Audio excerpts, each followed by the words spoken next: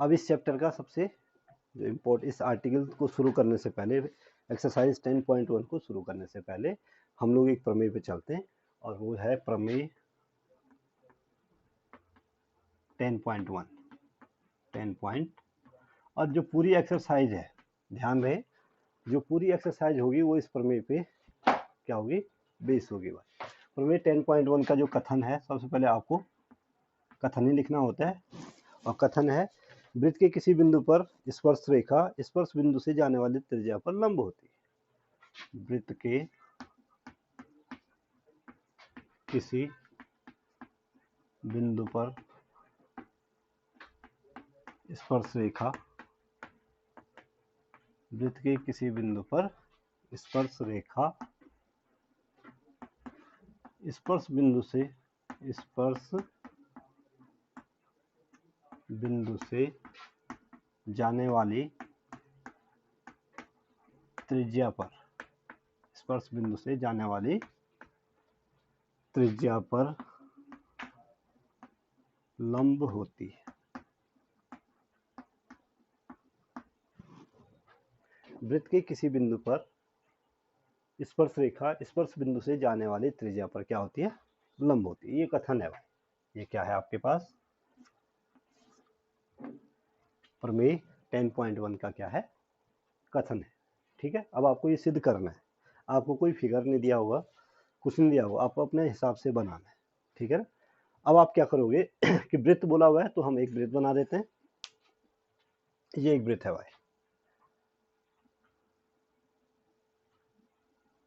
ये क्या है, दिख रहा है आपको वृत्त, ये इसका केंद्र है, ये इसका क्या है, और बिंदु P पर यहाँ पर कोई स्पर्श रेखा है भाई। ध्यान से देखो, स्पर्श बिंदु आपको स्पष्ट दिखेगा, इस समय दिख रहा है, ठीक है ना।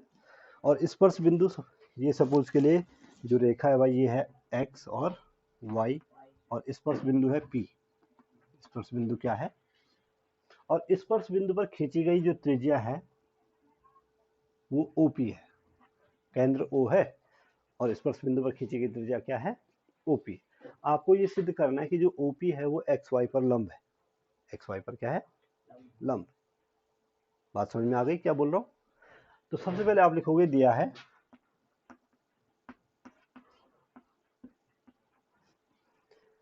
O वृत्त का केंद्र है, O वृत्त का केंद्र है जिसके बिंदु P पर स्पर्श रेखा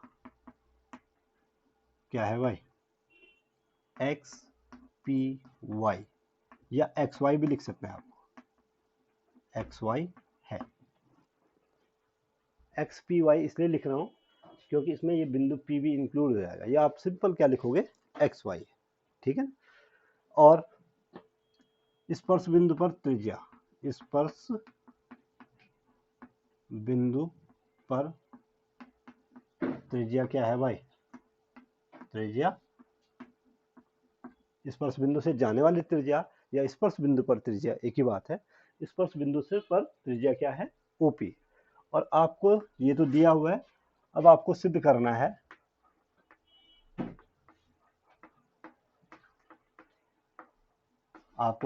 है कि OP लंब है भाई किस पर, XY पर। OP किस पर लंब है, ठीक है। जो OP है, OP वो इस रेखाखंड पर क्या है, लंब। ये सिद्ध करना है। आई बात समझ में। अब हम चलते हैं किसमें, अगर यहां तक समझ में आ गई तो मैं उत्पत्ति में बढ़ूं। उत्पत्ति करने से पहले सबसे पहले हम एक थोड़ा सा हमें रचना करनी पड़ेगी भाई। इसमें हमें क्या करनी है, रचना करनी। और हम XY पर कोई भी बिंदु, ये Q ले लेते हैं भाई, यहाँ पे क्या ले लिया, और O को Q से मिला दिया। O को किससे मिला देना है, Q से, ठीक है। तो रचना में हमें क्या करनी है कि रेखा XY पर कोई अन्य बिंदु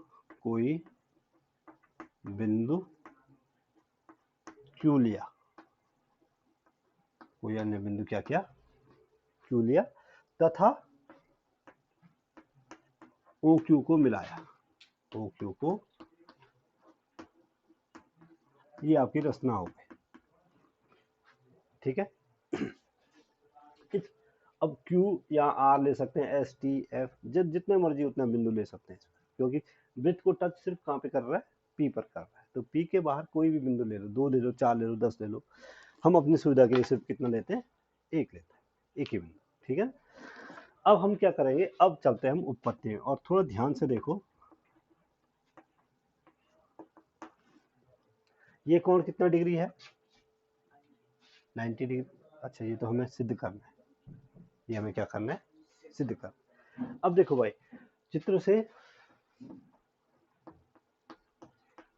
मैं कह रहा हूं कि OQ is greater than OP, OQ OP से बड़ा है। क्यों बड़ा है, कारण बोलो। OQ OP से बड़ा है भाई, कारण कहां से हुआ, अभी 90 डिग्री सिद्ध नहीं हुआ, अभी तो हमें ये सिद्ध करने की 90 डिग्री है, सिद्ध ही नहीं हुआ अभी। देखो, OQ जो है OP से बड़ा क्यों है, OQ OP से बड़ा क्यों है, क्योंकि वृत्त के बाहर स्थित बिंदु की वृत्त के केंद्र से दूरी हमेशा वृत्त पर स्थित बिंदु की वृत्त के केंद्र से दूरी से क्या होगी, क्योंकि बाहर स्थित बिंदु है ना, वृत्त से बाहर स्थित बिंदु है। क्यों बड़ा है, क्योंकि Q वृत्त से बाहर स्थित बिंदु है, बाहर है कि नहीं है। अब आपने कोई वृत्त खींचा, आपने कोई, यहाँ पे समझो, आपने कोई वृत्त खींचा, ये इसका केंद्र है, यहाँ पे कोई बिंदु है, ठीक है ना, और ये इसकी त्रिज्या है, ये इसकी क्या है, तो ये बड़ा होगा या ये बड़ा होगा, उधर वाला बड़ा होगा, क्योंकि बाहर स्थित बिंदु की वृत्त के केंद्र से दूरी वृत्त की परिधि पर स्थित बिंदु की वृत्त के केंद्र से दूरी से बड़ी होगी, ये तो दिख रहा है ना साफ साफ, ये बड़ा होगा, क्योंकि ये यहाँ तक और ये आपस में बराबर हो गए, तो ये वाला बड़ा होगा। ठीक है ना, और इसलिए कहा जा सकता है, देखो अगर हम Q की जगह पे Q1 Q2 Q3 Q4 अनंत बिंदु ले लें एक्स वाई पर, तो वो सब के सब OP से क्या होंगे, बड़े होंगे, और इसलिए यदि रेखा XY पर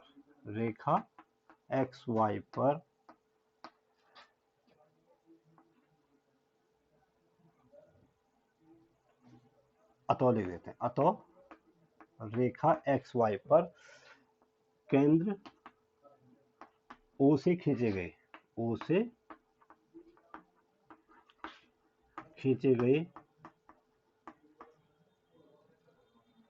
रेखा XY पर केंद्र O से खींचे गए रेखाखंडों में OP क्या होगा भाई, सबसे छोटा होगा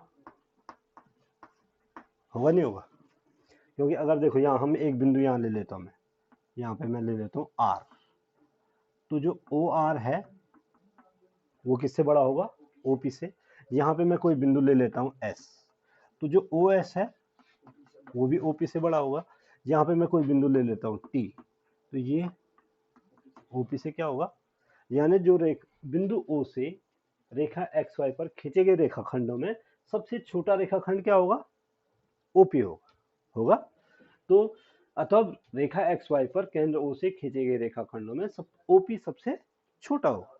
ठीक, और आप जानते हैं, क्योंकि किसी बिंदु से, ये नोट करना है, किसी बिंदु से किसी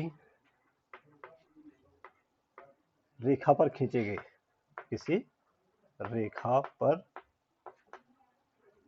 खींचे गए रेखाखंडों में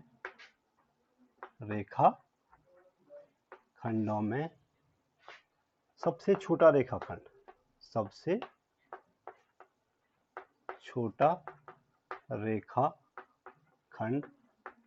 क्या होता है, लंब होता है। इसको आप प्रैक्टिकली कैसे समझ सकते हो, ध्यान दो कि सपोज के लिए कोई रेखा है, ये कोई क्या है, और ये कोई बिंदु है, ठीक है ना, ये O बिंदु है और ये रेखा, इस पर हमने कई सारे रेखाखंड खींचे,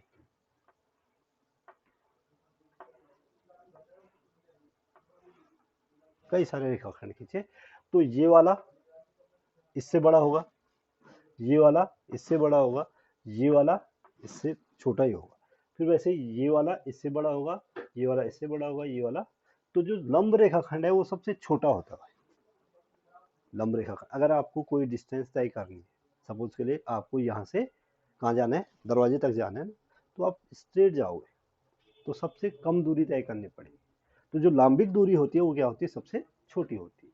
और अतः आप कह सकते हैं, अतः OP किस पर लंब है, एक्स वाई पर, और ये सिद्ध हो गया।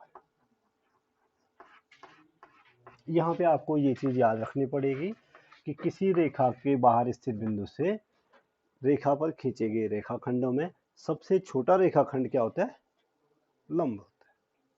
ठीक है, तो ये प्रमेय है, और इस प्रमेय को याद रखो, इंपॉर्टेंट प्रमेय है और आपके कहीं ना कहीं काम आएगी आगे। ठीक है, ठीक है, नोट करो।